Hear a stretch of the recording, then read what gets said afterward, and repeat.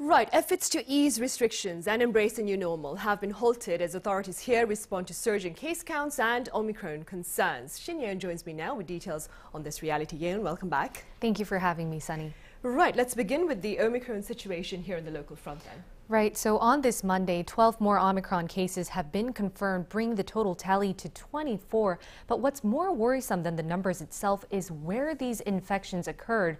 The first Omicron cluster in the country was linked to a church in Incheon. But on Sunday, we saw 3 international students studying at universities here in Seoul infected with the Omicron variant after visiting the church in question.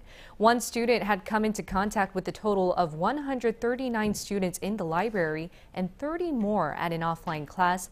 So now we're just waiting to see just how much the Omicron variant has spread outside of Incheon area and whether a large community-level outbreak is in progress. Right, Yeun, and against that backdrop, we have countermeasures in place as of this Monday, as I mentioned earlier, to deal with escalating caseloads and the potential risks, of course, of Omicron, right? Right. So as you just mentioned, we have new rules in place, which reverses some of the easing of restrictions that had taken place over the past month. The biggest change from Monday is the number of people that can meet up for social gatherings. In the capital region, only 6 people will be allowed to meet, which is down from the previous 10. And in other regions, only 8 can meet, which has been lowered from 12. Only 1 unvaccinated person will be allowed in any group, regardless of its size, in all regions, and this measure will be in effect from the next 4 weeks.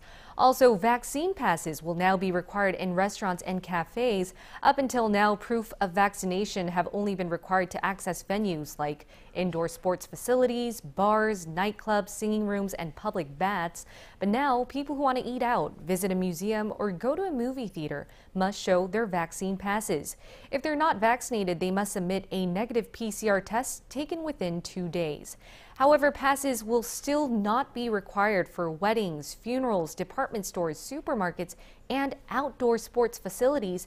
A 1-week grace period will be in place for these new vaccine pass requirements to allow time for these changes to settle in.